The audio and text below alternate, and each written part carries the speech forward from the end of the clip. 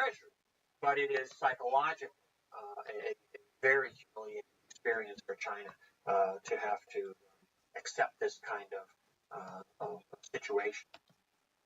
Well, the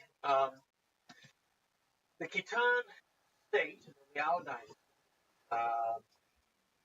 evolved as time goes by in ways which, in some ways, are a little familiar to us already.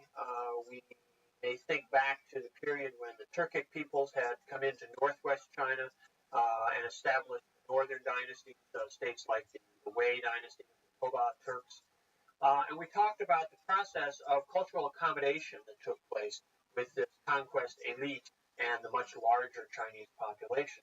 You don't have exactly that situation in terms of the Khitan state because they retain their homeland. They haven't migrated into China. They've simply acquired a portion of Chinese territory. But the Chinese population of the Liao state as a whole is about 70% of the total population. The 16 prefectures are so densely populated that even though they're a small portion of the territory, population-wise, they are very, very significant. So the Khitan developed what we call a system of dual administration, which is to say that in the 16 prefectures in the territories with a Chinese population, they used Chinese administrative techniques. They used the Chinese bureaucratic system that was already in place to continue to administer those territories. It's very effective for the purposes that they desire, which is to extract wealth, to extract taxation from these lands. It keeps the population under control in a way that they're comfortable with, that they're familiar with. So they perpetuate the use of Chinese administration there. In the rest of their territory, they retain traditional Khitan ways, at least most of the time. As time goes by, there is a process by which the Liao court, Liao emperors, the officials who staff the imperial court, are drawn more and more sort of into the Chinese orbit. They become themselves more bureaucratized. They become they get used to living a Chinese lifestyle, a lifestyle of imperial luxury. And so as time goes by, there's a sort of alienation that sets in between the Khitan emperors and the traditional tribal customs and ways. And that results in tensions and frustrations within the Khitan people. Also, the emperors, the Khitan emperors, the Liao emperors, reward their followers often by granting them bits of land, mostly from the 16 prefectures. These are sources of wealth that they can give to their followers, but in a pattern that, again, we've seen similar instances before. When they grant these lands, they're often tax exempt, and that diminishes the revenues coming into the state and leads to various problems of state finance. Subsidies coming in from China are very helpful, but they're not sufficient to completely offset some of these revenue declines. The biggest problem is that eventually the Khitan begin to have problems paying their military forces, paying their armies. And unfortunately for them, this comes about right at the time when unrest is beginning to spread amongst the Chinese population, and rebellions, insurrections begin to take place against Khitan rule. It's also at this time, which is late in the 11th century and around the beginning of the 12th century, that Chinese come up with an alternative strategy to try to solve their Khitan problem. And that will, it sort of begins to dovetail with the internal problems that the Khitan are developing at this same time. Now, what the Chinese come up with is the idea that they should find another non-Chinese people who could challenge the Khitan and could, in a sense, open up a rear front, open up a rear front, that's not good for you, open up a second front of confrontation with the Chinese, with the Khitan, that would divert them, that would weaken them in their control of their territory and of the 16 prefectures. And the people that they turn to in this are the Jurchen. The Jurchen are another semi-nomadic hunting and gathering people living further north than the Khitan, but in the same general region, the same mountains and valleys of what's now northeastern China. And some of the Jurchen had been incorporated within the Liao state. Some of the Jurchen remained outside the control of the Liao state. Those Jurchen who were controlled by the Liao are called cooked Jurchen because they've been sort of cooked and civilized. The ones outside the control of the Liao state are called the raw Jurchen because they've remained raw and independent. And the Chinese turned mostly to the raw Jurchen and tried to incite them to be problematic, to cause difficulty for the Khitan. And they're successful at this strategy. They send up gifts, they send up weapons, they send up advisors to help the Jurchen to organize themselves and to challenge Khitan power. In particular, they hook up with a Jurchen leader, a man named Aguda, who has his own grievances with the Liao state, and they encourage him in his defiance of the Khitan emperor. In the 1120s, the Jurchen launched military campaigns against the Khitan, and the Khitan by this time have their internal problems have developed to the point where their armies are disaffected. They haven't been paid as regularly as they should. They've been weakened by dealing with these peasant insurrections in 16 prefectures. And the Chinese at this time cut off their payments of subsidies to further weaken the Liao state. So the Jurchen are able, in several years of military campaigning, to invade and destroy the Liao dynasty. And they basically sweep it away by the mid-1120s. But at this point, as sometimes happens, the Chinese have a rather rude awakening. Because what happens is that the Jurchen, having gotten their military machine organized and running and having successfully destroyed the Liao state, don't simply then stop at the Chinese frontier and say, thank you very much, we'll stay right here, but instead sweep down into North China. And in the latter part of the 1120s, they seize much of northern China, the North China Plain. They capture around 1126, 1127, the northern capital at Kaifeng.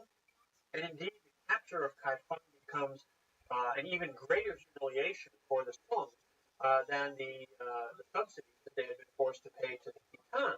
Because when the Jurchen capture Kaifeng, they capture the Chinese emperor. They capture the emperor. They even capture the emperor's mother, which in a Confucian society is a very, very bad thing. It's bad enough to have the emperor caught, but to have his mother seized as well is really unfeeling, inappropriate. The emperor and members of the imperial family are carried off into captivity by the Jurchen, back up into the north, and live out their lives there. They're never ransomed. They're never returned to the Chinese side. Another younger member of the imperial family emerges and is put on the throne. The court flees to the south. There's a period of several years where, in effect, the Jurchen armies kind of chase the Chinese court from one place to another. Eventually, the court actually flees to some offshore islands for a short while. Finally, the Song forces are able to regroup, mobilize new resources, particularly further south, and start to reassert some pressure to push the Jurchen back.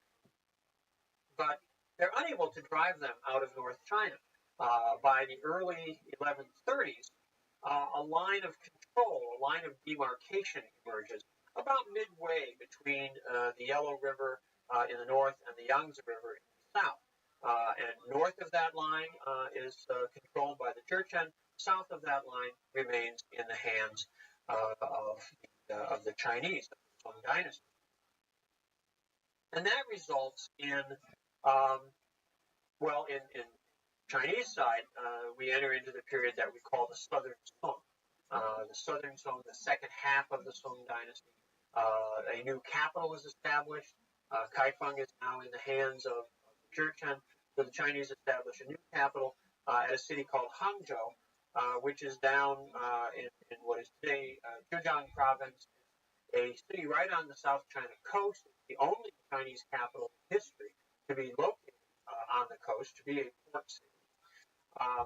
And it is always referred to by the Southern Song dynasty as a temporary capital. There's a myth, there's a hope that the north will eventually be regained and that dynastic rule will go back to the traditional centers of political power. That never happened. The north remains in the hands of the Jurchen from the 1120s for more than 100 years. Now, Jurchen set up their own dynastic rule, and they call their dynasty the Jin dynasty. Jin in Chinese means gold, and it's part of the clan identity of the dominant group within the Jurchen people, gold, the golden clan. So the Jin dynasty is set up by the Jurchen, and it too develops a system like that of the Liao dynasty, what we might call dual administration, because again, the Jurchen have an extensive homeland beyond the realm of Chinese settlement, but they now control vastly more of China than the Khitan ever had done. And indeed, the Jurchen are vastly outnumbered by the Chinese. It's not a matter of 70%. It's well over 90%. And indeed, the Jurchen, there are perhaps a million of them altogether. And in North China, the overall population is perhaps 60 million or more of Chinese. So the Jurchen are much more, as the Turks had been earlier, a thin layer on top of the vast society. So they retain a system of dual administration to control their homeland and to administer their Chinese territories using the two distinctive systems. But for the Jin dynasty, there's a much more rapid process of accommodation and transformation that takes place. And the Jin dynasty, within just a generation or two, really becomes a Chinese state. Indeed, many of the Jurchen people move from the forests of the north into China and adopt Chinese lifestyle. Many of them settle down and acquire land and become, if not farmers, at least landowners, estate proprietors. And the Jurchen dimension of the Jin state diminishes considerably. It doesn't disappear entirely, but it does become much less significant than the Khitan element had been in the Liao state. The Jin dynasty, as a essentially Chinese state, has some interesting characteristics. It retains a lot of the features that had been in place during the Northern Song. A lot of the intellectual debates that we talked about back in the 11th century in Northern Song, particularly the concerns of the statecraft thinkers and the literary gentlemen, the Wenren, continue to be the mainstream of intellectual culture in the Jin period. And as we'll see in another lecture, in the Southern Song, in South China, rather different ideas become more significant and more dominant. But in the north, there's a great deal of continuity, actually, between the Northern Song and the Jin period, not only in terms of philosophy, intellectual culture, but artistically, in terms of poetry, and other kinds of expression. Also, the north, since the core of the Jin state is its control of the North China plain, this vast agricultural resource, the economic system of the north remains very traditional, remains very much the basic farming society that it had always been. The arrival, the presence of the Jurchen people doesn't have much impact on that. The Chinese certainly don't adopt the nomadic ways of Jurchen, and indeed, as I've noted, many Jurchen migrate into China and adopt agricultural lifestyle of the Chinese people. And this is in very great contrast to what's going on in the southern, what's happening down south, where there are very significant economic changes taking place, which have an impact on society and culture in other ways as well. Um, Throughout the Southern Sung, the ideal of the recovery of the North remains important. There is one significant effort very early during the period where the Jurchen armies are still sort of chasing the Sung court around, where a general tries to go north and tries to challenge the Jurchen sort of closer to their heartland. But he's betrayed by political factionalism of the court. How you been, big dog? And winds up being... Dude.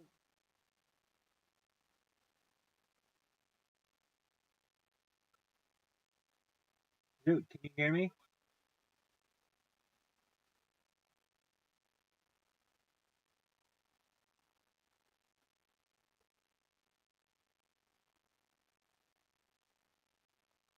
Dude, are you talking?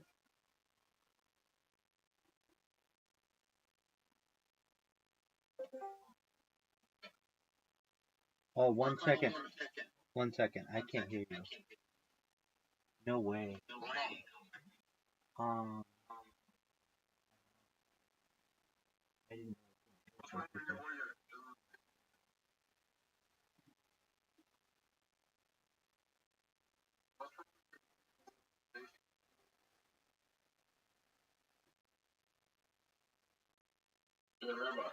know. Yeah, now I can. What's wrong with your video? I don't know. They told me, like a bunch of people told me that this sounded better. So, this device. How are you? Okay. It does. Hold on 1 second.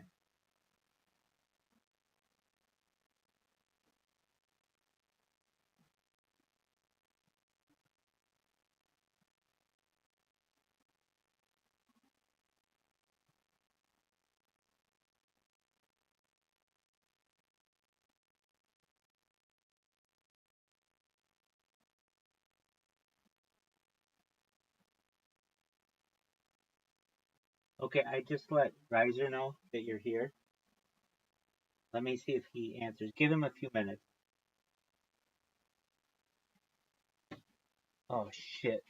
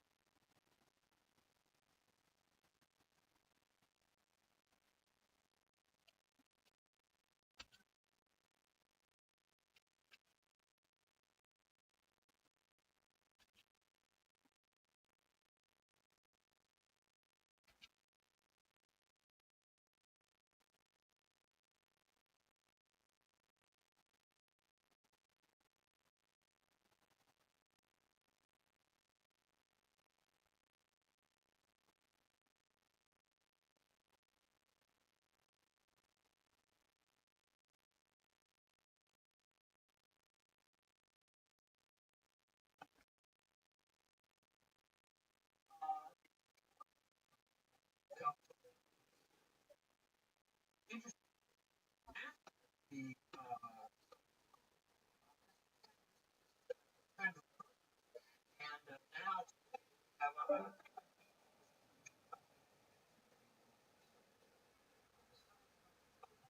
with the reaches, and that's not inappropriate kinds of changes that we see taking place.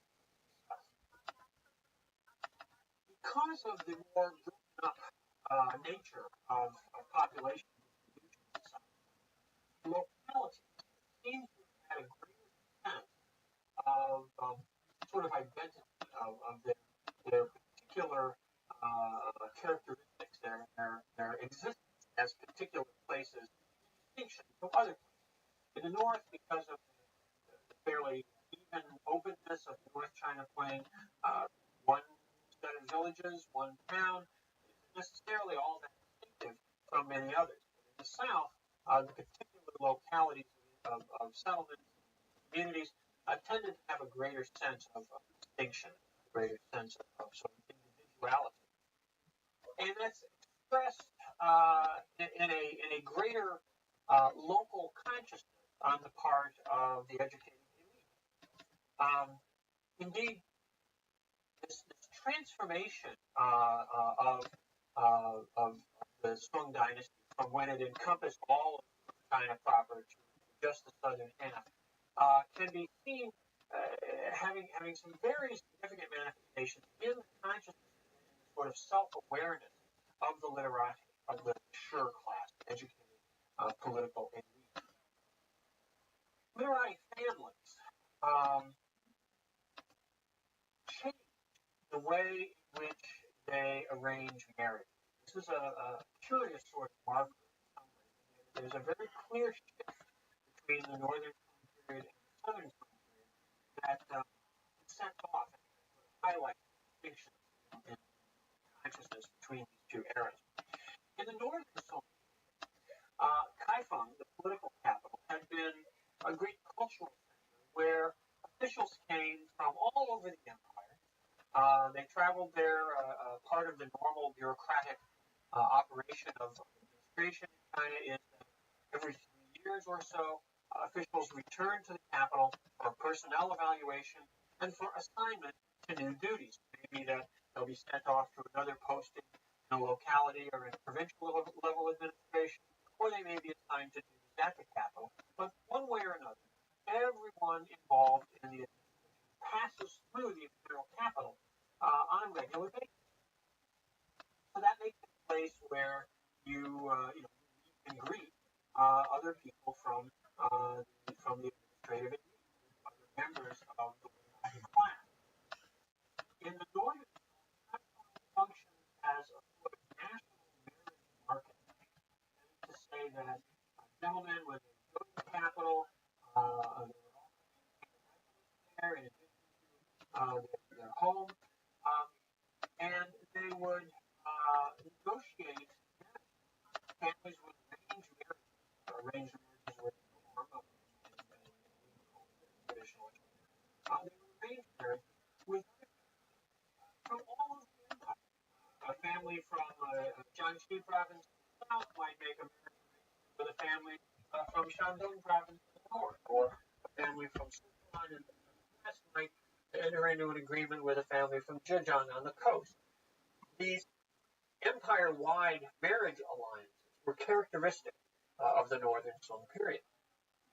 What we see in the southern Song is a very dramatic shift in that the sort of horizon of literati families seems to have become much narrower. Indeed, marriages in the southern Song, elite marriages in the southern Song, seem to have been arranged not only not on an empire-wide basis, but not even necessarily on a province-wide basis. Most families at the elite level tended to make marriage arrangements within just a relatively narrow local circle, perhaps just a handful of prefectures, a corner of the province, rather than even a whole province. And this reflects a change in the sort of psychological focus of the during the Southern. Now, that's not to say that members of the literati elite abandoned their engagement with empire-wide affairs. They did. They continued to serve in government. They continued to go to Hangzhou, the new capital, on a regular basis for personnel evaluations and reassignment, just as they had in the northern Song. But they modified their behavior, particularly in this one instance of marriage practice, in a way that is indicative of a change in their thinking, a change in the way that they thought of themselves. They thought of themselves principally as members of local societies who served on a national level, rather than principally as members of a national elite who happened to have a local base. And that change is marked in a number of ways. Marriage is a very clear one. But we can also see that literati families became very involved in local affairs, in managing the activities of local society. They organized a lot of what we might call public works. They undertook functions which were quasi-governmental. The Chinese state never, the traditional imperial state, never penetrated very deeply into society. And now in the southern Song, we see members of the literati elite in their capacity as local elite, assuming a lot of semi-governmental or quasi-governmental functions. Public works, repairing roads or bridges or dredging canals or streams. Public security, organizing local militia, bandits, or put down. Can you hear me? What's In good? the northern Song, they talked about their. How's life? I hope life is well. I was thinking about you. I hope things are going well. Private academies flourished during this period. Many schools are founded by families, by perhaps groups of families in particular localities, sometimes with a degree of public sponsorship, but largely on the initiative of private interest. So in a number of spheres of activity, local elites become sort of the leading forces in the Southern. This, I think, is indicative of this sort of narrowing of their horizon. They're focused on their localities rather than the empire. Certainly, in their capacity as officials, when they're assigned to administrative posts within the imperial government, they're involved in the administration of empire-wide affairs. That's not to say that consciousness of the empire disappears, but this focus on local society is very, very significant and shapes a lot of the attitudes and behavior that we see at the level. Now, the broken up nature of the South, of the geography of the South, also has impacts or effects on economic development during the Southern. And these economic developments are very significant as well, in that they represent the first of a series of periods of sort of economic takeoff that we see in Chinese history, particularly in terms of commercial activity, commercial sector of the economy. One reason for this in the Southern Song period, although it doesn't just begin in the Southern Song, it intensifies and accelerates as its origin earlier, back certainly in Northern Song, perhaps even before. But again, because of the distinctive geography of the South, there's a tendency towards local economic specialization, which is to say that the production of certain commodities comes to be the special activity of certain particular locations. And there's a number of examples we can cite to demonstrate. For example, tea growing. Rather than just trying to grow tea everywhere, certain particular areas, Zhejiang province on the coast, Hunan province in the interior, come to specialize in the production of tea. Families stop growing grain, stop trying to function as subsistence farmers in a grain economy, and become specialized commodity producers, growing tea, and then marketing that tea in a national economy. Cotton production.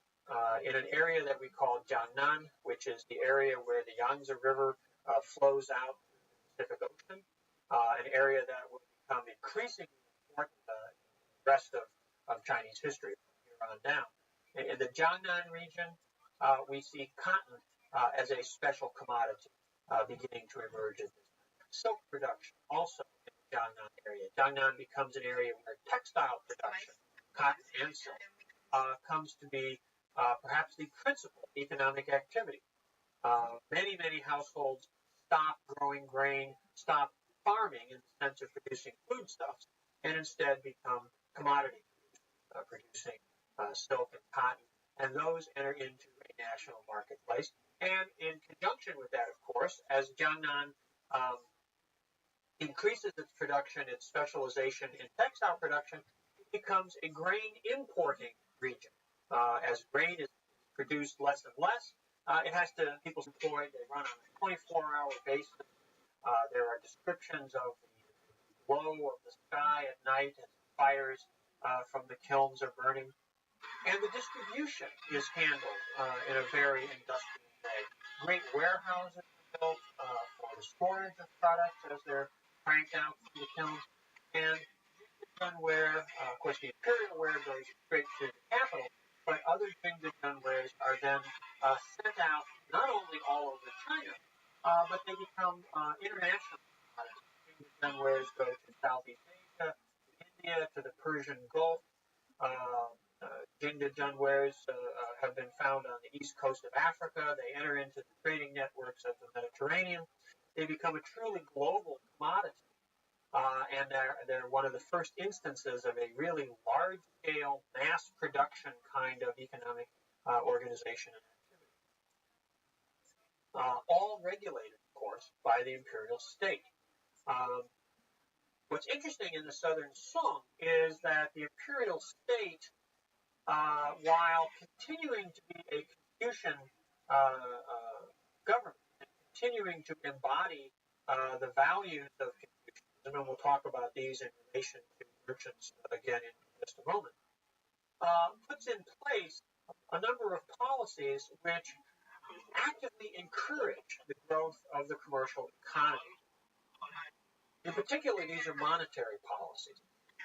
The Sung state encourages, carries out under its own auspices, a great expansion in the money supply, the production of copper coins, circulation of silver. These are greatly fostered and encouraged by the activities of the state. Mining, smelting, minting coins is carried out by the Song.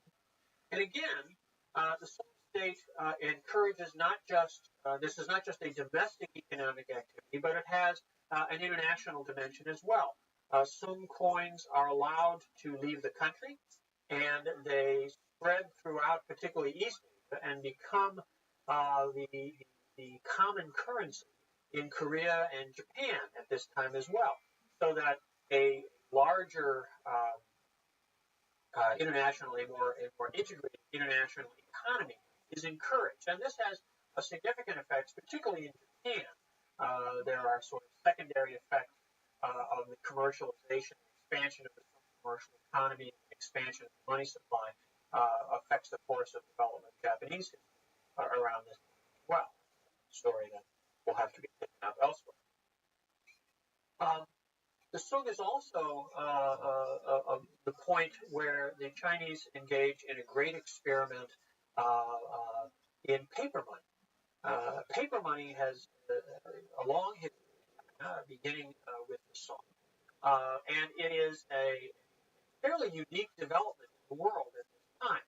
But the Chinese recognize the theoretical ideal of money as a universal means of circulation, a sort of universal commodity, and realize that money does not have to be a precious metal. It doesn't have to be something which has value in and of itself, so long as it is accepted as having value by the people in the economy. So the introduction of paper money by the Song state is a very, very modernistic, very modern undertaking. And the Song print paper money in various denominations, and this circulates fairly widely within the empire. Not much paper money goes off into the international economy, but it does circulate within What the up, dog? empire. The experiment with paper money doesn't work as well as the Song state would like, and indeed, paper money passes out of use when the Song dynasty falls. There are later efforts to introduce paper money again during other periods of commercial expansion. We'll touch on those in later lectures. The growth of the commercial economy, the development of specialized centers of commodity production, the growth as a result of that of long-distance trading, establishment of trade routes, of big market centers. This fosters a growth in a mercantile elite, a wealthy class within Chinese society, which derives its wealth not from the more traditional source of agriculture, but instead from commerce, from trade, from the production of goods, and from their distribution and sale. And this begins to create in the Southern Song some stresses within Chinese society. Now, we talked earlier about the Confucian social hierarchy, particularly in connection with the examination system. In classic Confucian thought, there are basically four social categories. At the top are the shi, the literati, who manage the affairs of society, considered therefore to have sort of the greatest degree of social utility. Under the shi come the peasants, the farmers, because they grow the food that everyone needs to live on. Then come artisans, who make many kinds of useful objects. And at the bottom of the hierarchy are merchants. And in classic Confucian sensibility, merchants are seen as sort of parasitic.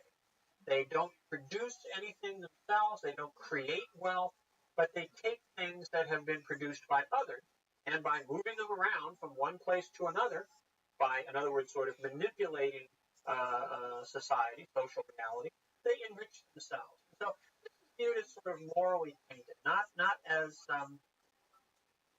good as the activities of the other classes.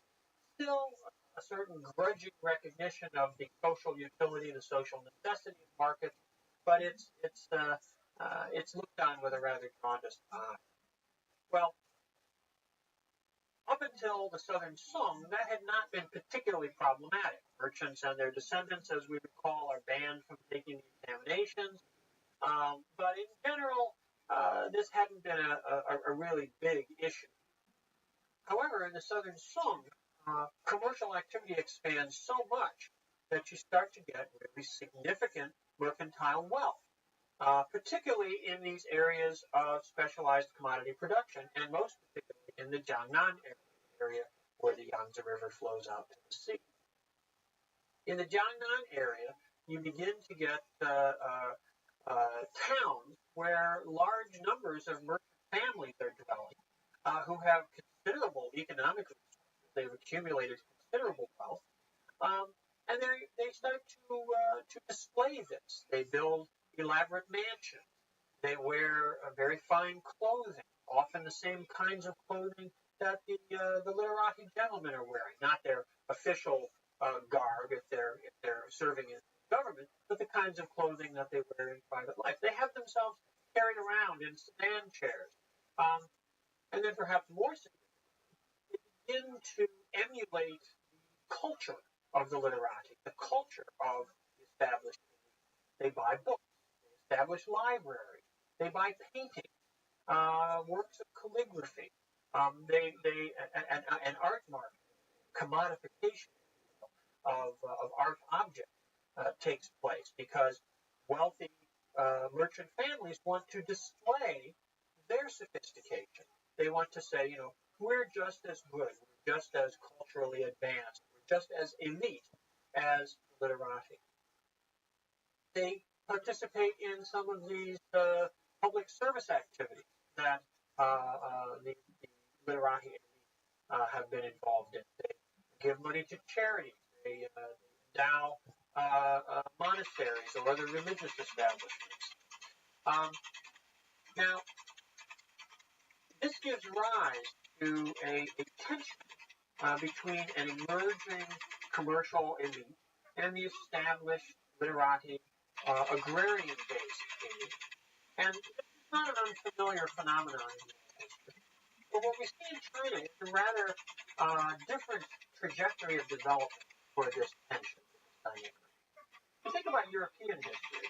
At about this time, or perhaps a little bit later, in places like northern Italy or in the Low Country, you have comparable developments. You have an existing, coming out of the Middle Ages, an existing sort of feudal, aristocratic, land-based agrarian economy and social order with an established elite that is based upon its control of agricultural wealth.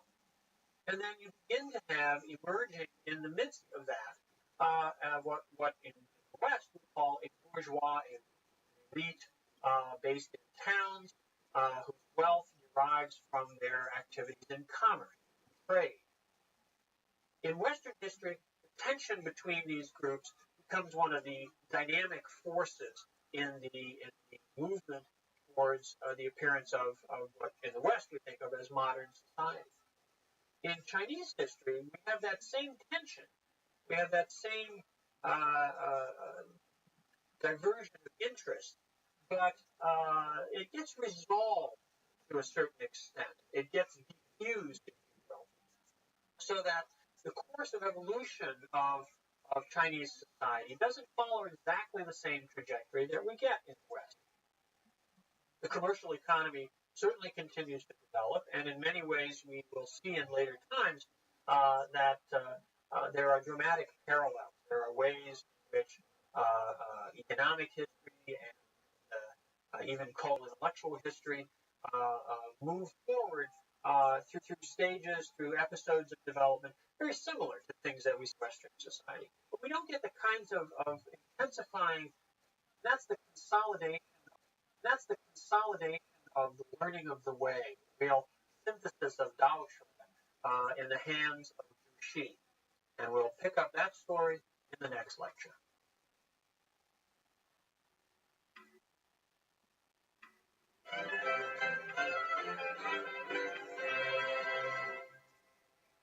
The Southern Song Dynasty is a period of change and transition in many ways.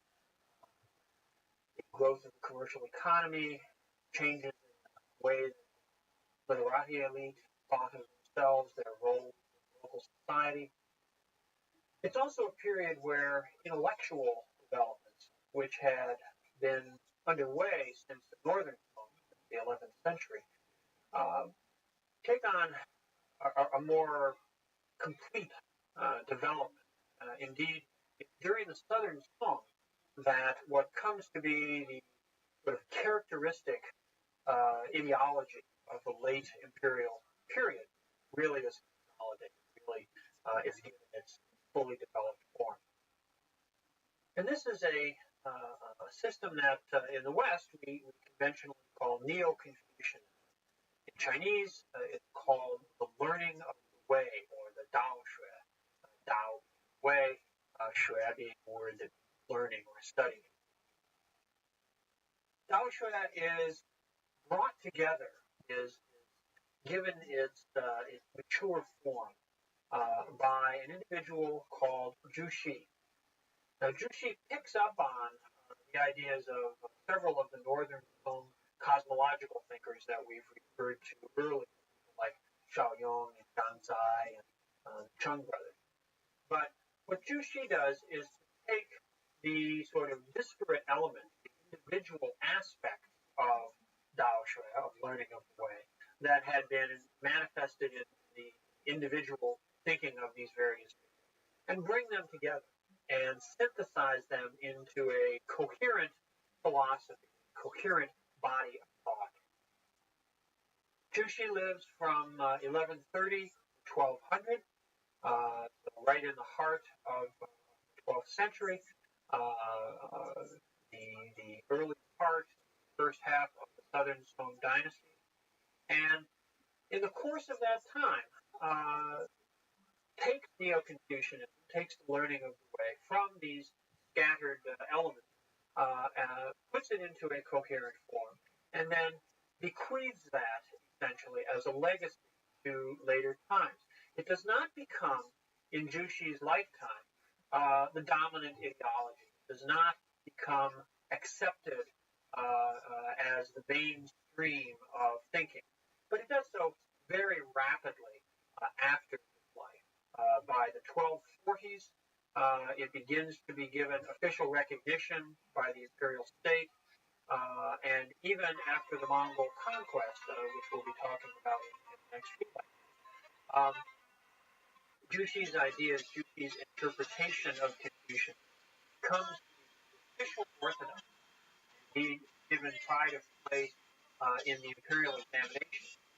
Jushi's interpretation, commentaries are the official version of Confucianism that is used in so his ideas will be the absolute touchstone for Confucian orthodoxy in the remainder of the 12th century, during his lifetime, brings them together and gives Daoisha its developed incarnation, its developed form. Now, what he picks up on, what the core of his argument involves, is this shift in the source of moral value from the primacy of the literary cultural tradition, when, to the primacy of a direct understanding, a direct apprehension of the natural pattern and principle of the universe. Okay? Focus on the concept of me. He believes that by observing natural patterns, deriving principles from them, you can ground morality in a very, very firm basis. It's not merely a matter of convention. It's not merely a matter of what people have sort of decided amongst themselves, but it's a natural order, natural system. The argument is further. This is exactly what the sages of antiquity did. The great sage emperors like Yao Kun had looked at the world and had harmonized themselves with the patterns and principles which they observed there. And that's why they were sages. That's why they were able to organize human society and give to human community the well-ordered lives which the Chinese always looked back to antiquity as a model of. The text, the literary cultural tradition, body of Wen, is useful, therefore, as a record of how people have understood those insights, those ideals of the ancients. We shouldn't, Jushi says, take Wen as being the source of values in and of itself, but it's okay. We can utilize certain texts, certain writing, as a way of approaching an understanding of what the ancient sages believed, what their insights were. We need to carry out a sort of a dual approach to deriving our sense of value. One is through the study of text, and indeed Jushi develops an elaborate curriculum for study. But the other is through our direct observation, our direct interaction with phenomena in the world around us. For Jushi, the critical figure in this process is the gentleman, what Confucius calls the junzi. Now, in reality and practice, what this means basically is the literati, a member of the literati, a shur. The shur, gentleman, is the individual who puts the quest for moral values into practice. The gentleman seeks to develop himself, seeks to cultivate his own moral qualities, and he also is engaged in the process of trying to make the world a better place. So we have a dual function there as well. And in that process, He both undertakes study, learning, shred, and he also participates in what Jushi emphasizes the investigation of things. In Chinese, the term is ge wu. Ge means to get close to something. Wu is phenomena, things, activities, events. So ge wu, to get close to things, to investigate things, seek to understand patterns, principles of the world around us. By developing the individual's sense of knowledge, his awareness of the past, and by participating in the investigation of things, the gentleman develops himself and prepares himself to be a good person, to live a good family life, and to take part in the affairs of state. Now, Jushi, as I say, did not reject the textual tradition. He did take a very critical approach to it. He was unlike the literary gentlemen that we saw in the Northern Song, people like Ouyang Shou or Su Shi or Sun Guang.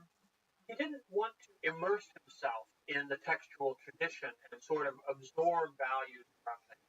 But he did see that there were elements within the textual tradition that were of value. He was uncomfortable with what we might call the commentarial tradition. That is to say, all the writings that had been generated over 1,000 and more years, which sought to interpret the teachings, the writings of the ancients. Jushi felt that those commentarial traditions perhaps had obscured the original meaning of the ancients, had gotten in the way of an understanding of what the classical text really said. And so he advocated a return to the classics, a direct engagement with the original sources, the original teachings of antiquity. In some ways, this is parallel to developments, again, that we see in Western history. Some people suggest sort of parallelism between Jushi's activities and the activities of Western figures like Thomas Aquinas, scholastic philosophers of the High Middle Ages, in that desire for a return to a direct encounter with antiquity, with the Greeks, the ideas of Aristotle in the West, with the teachings of Confucius and the ancient sages, in the case of China and Jushi. One thing that Jushi does, one of his great legacies, is to select out 4 particular texts and make them the centerpieces of his educational program and of his philosophical system. The classic, when we talk about Confucianism, we often refer to the Confucian classics. And the number of classics varies. Sometimes people will talk about the 5 classics, sometimes the 8 classics. There's sometimes some versions where you have as many as 13 classics. What Jushi does is select 4 texts and make them the center of his whole system. Those 4 texts, 2 of them are fairly long. The Analects of Confucius, the sayings that were written down by his students and their successors, which are the closest that we can come to the direct teachings of the master himself. The Book of Mention, the book written by Confucius' perhaps the greatest follower, a century and a half or more after Confucius' own life, but interpreting and expanding the ideas that Confucius himself had initially developed. These are book-length works and had been part of the classical canon all along. And Jushi retains those as part of his what come to be called the 4 books, 4 texts. The other 2, however, are much shorter, very short passages, and they are in fact both selections or chapters taken out of a longer work called the Liji, which is a record of ritual activity, purportedly a description of the ritual order of the early Zhou dynasty. And Jushi selects from the Liji these 2 chapters, one called the Doctrine of the Mean, and one called the Great Learning. And he takes these Analects of Confucius, mentions the Doctrine of the Mean, and the Great Learning, and he says that basically this is where you should start. Everything you need to know, all the basic ideas, the basic concepts are contained in these 4 texts. If you study these to begin with and you continue to study those, you can use a Tao. Again, that introduces the concept that we've become familiar with. The way of great is in manifesting your virtues. Okay? So the point of all this is to create a virtuous person, a virtuous world. It is in knowing what's right, knowing the text literally says knowing where to stop. Okay, in other words, knowing to act, do, to create things in a certain way, but knowing when you've done enough, knowing what the right action is, what the appropriate. First, try to get their consciousness straight, get their awareness clear. In order to do that, they wanted to extend their knowledge. And in order to do that, they engaged in the investigation of things. And this concept of the investigation of things, this is the pivot in Jushi's thinking, the point around which his whole system is going to turn. Because the great learning then goes on and says, when things are investigated, knowledge will be extended. When knowledge is extended, then your thinking becomes clear. When your thinking becomes clear, then you can. That's what he should be undertaking. That's what he should be seeking to accomplish. Now, the way that it's written, the way that it's stated, it sounds in some ways as though it's a sort of a step-by-step program. First you do this, then you do that, and then you do this. But Jushi, in his discussions of this, and we have very extensive records, his students took careful note when he lectured and when he answered questions. And these have been assembled over the years in many, many volumes of the sayings, the teachings of Jushi. And he makes it quite clear in those that he thinks that all of these phenomena, all of these activities, actually need to be undertaken at the same time. You can't, in other words, you can't just say, well, okay, I'm going to concentrate on the investigation of things so that I can clarify my thinking. I'm not going to worry today about my family and the government and the world. I'm just going to concentrate on this because this is what I have to do first. After I get this right, then I'll worry about this. Jushi says, no, you can't do that. You can't separate one of these activities out from the others. It's true that they're based upon one another, but you must pursue them all simultaneously. And you must pursue them all the time. The gentleman is always engaged in trying to order the world. The gentleman is always engaged in trying to ensure that his family is running properly. He's always engaged in his own self-cultivation. Confucius, in one of his writings, talks about how the gentleman is cautious even when alone. And for Jushi, this is a very important concept because it means that it's not just a matter of sort of public affairs or public performance. It's something which you undertake and you pursue even just by yourself, even if you're not serving in office, even if you're not involved in public affairs at a particular time, you still continue the process of self-cultivation, learning, and development.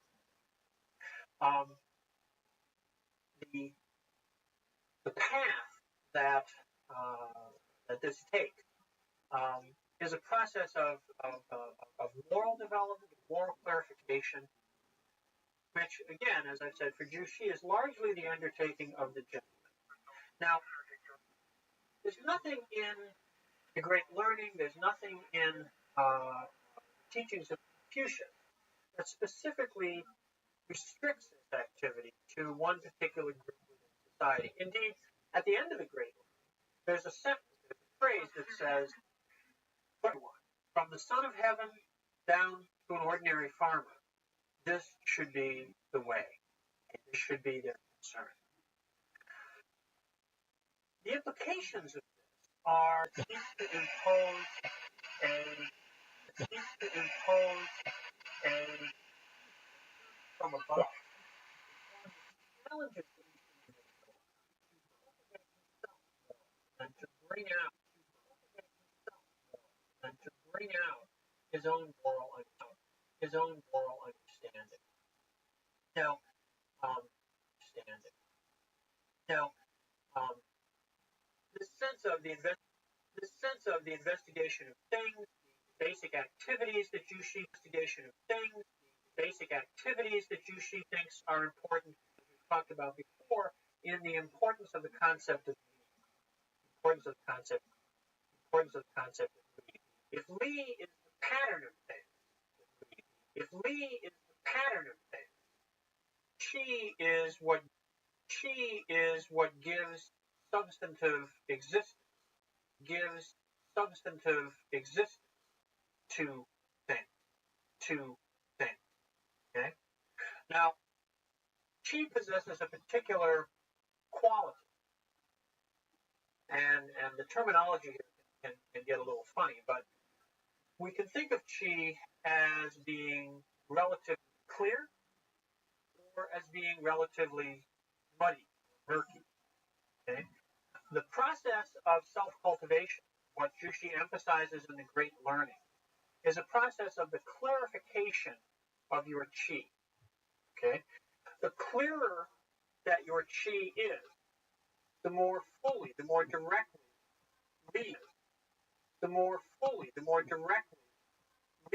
natural patterns, natural principles will be manifest.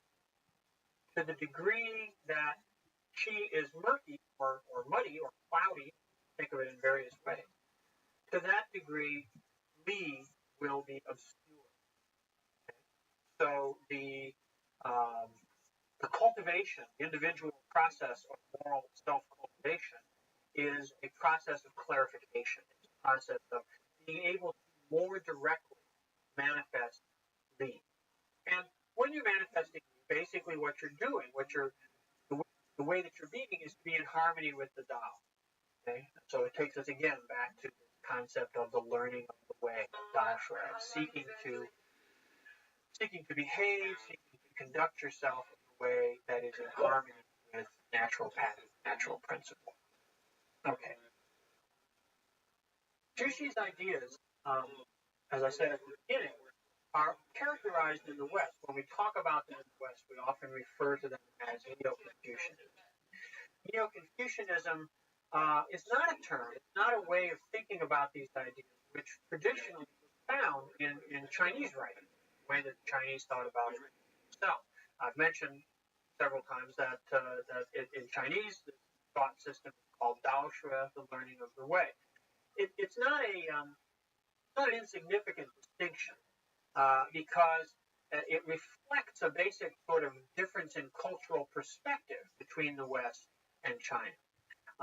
We like things that are neo. We like things that are new, creative, innovative. But in Chinese culture, particularly in Chinese intellectual culture, you don't want to be an innovator. You don't want to be somebody who comes up with a new idea. You want instead to be someone who is returning to a correct interpretation of the past. And that's exactly the way that Jushi presents his idea. There's excellent authority for this, which comes directly from Confucius himself. In the Analects, when Confucius talks about his own idea, he says of himself, I merely transmit, I add nothing. His argument is that you may recall that the problem facing China during the Warring States period, the source of the problem, was the breakdown of the proper order of the early Zhou, the failure to observe proper ritual, the usurpation of the terminology of royalty by local strongmen. What Confucius advocates is a return to the rights, a return to the proper order of the past. Now, in practice, it's possible to look at Confucius' thinking as very creative, as very innovative, as positing a new order, a new way of organizing society.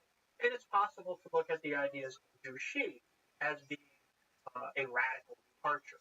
Certainly, it's a break with the way Confucianism had been understood had been articulated, perhaps for the previous 1,000 years or the very literary-oriented sense of moral values deriving from human experience, all of this.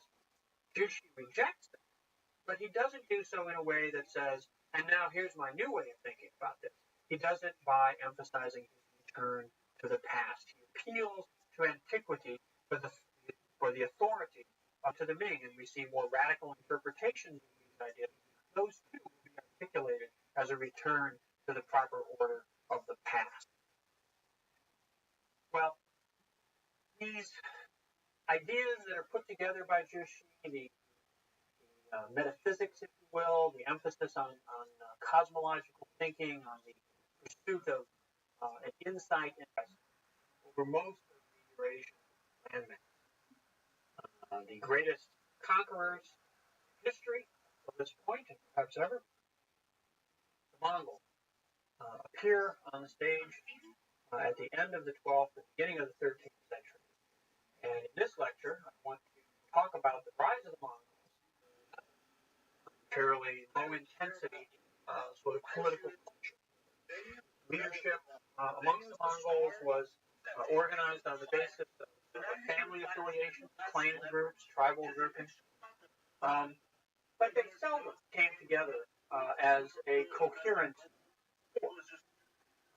Temujin changes all, at least for a while. When Temujin was a young man, his father was murdered. Part of a feud of different Mongol leaders. And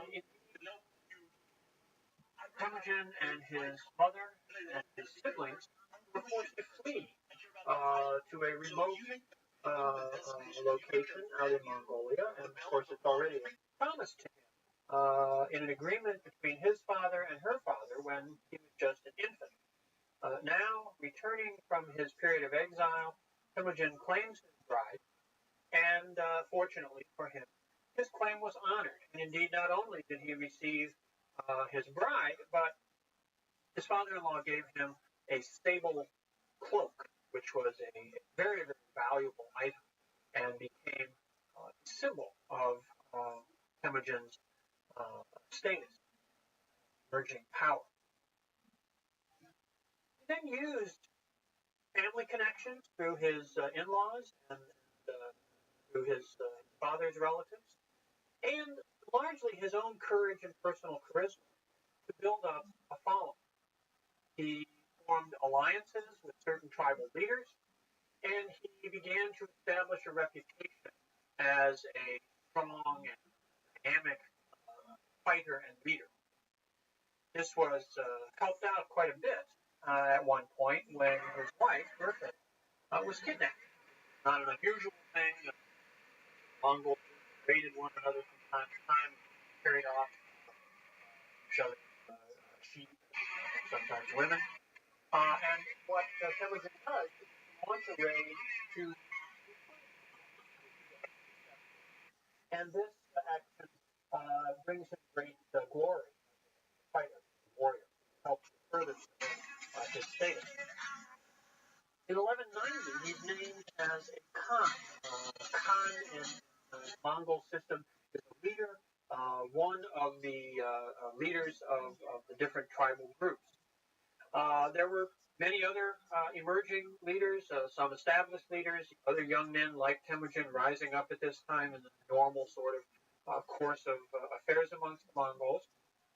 In particular, there was another young man named Jamuka, who was also pursuing his ambition of rising to be a great leader. Over the next 10 years, Temujin and Jamuka and other Mongol warriors sometimes collaborated and cooperated, sometimes fought with them. But Temujin managed to continue to build his alliances, continue to absorb the forces of defeated rivals. And by 1200, he is in a position to begin a campaign to really try to unify all the Mongols, all the different groups of people. This generates a sort of counter-reaction, a sense of fear and anxiety on the part of other leaders who don't want to see one individual emerge as greater than all the others. A classic feature of Mongol political culture was that no individual emerged to be dominant over everybody else. When one individual started to stand out, others would ally against him to sort of cut him back down to size, or indeed perhaps eliminate him together. And when Temujin begins to make a push to really claim supreme leadership for himself, this triggers a counter reaction. Over the next few years, there's a series of conflicts, a series of confrontations, which come to a head in the year 1204, when there's a great battle, and Temujin is defeated.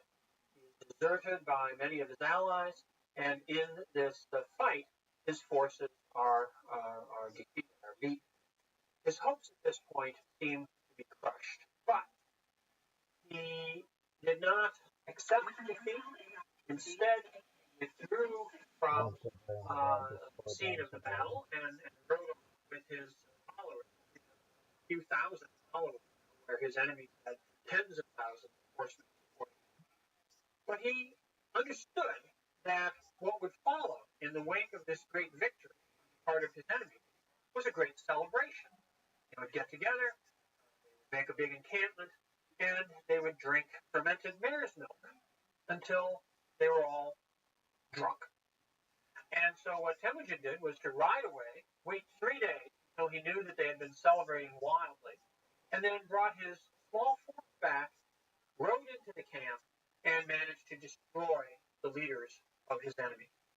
So, taking advantage of their drunkenness, their disorganization, their false sense of security in victory, he was able to turn defeat to his own advantage and destroy those who had sought to destroy him. Over the next 2 years, he consolidates his power, and in 1206, he convenes what's called a Kurultai. A Kurultai is the great tribal assembly of the Mongols. All the different groups come together at a particular location. It's not a regular event. It doesn't happen on some sort of established cycle. It only happens when a leader emerges who is powerful enough to call the tribe together. And that's exactly what Temujin does. And it is at the Kurultai in 1206 that he is elected to be Chinggis Khan, or Genghis Khan more commonly. And the term literally means oceanic leader. That is to say, the ocean is, of course, quite remote from the direct experience of the Mongols. But the ocean is seen as this vast, all-encompassing space that contained everything else. So the Chinggis Khan was the Khan of Khans, the king of kings, the leader of everyone, of all others. So when Temujin is able to acquire this title, it represents the culmination of his ambition to become the leader of the Mongols. Having achieved this, however, he is confronted with a significant situation, and that is that much of the leadership of the Mongols was based on the ability to distribute goods, which were seized in raiding. Mongols had their pastoral economy, but they also engaged in a lot of raiding activity of their neighbors, in particular, and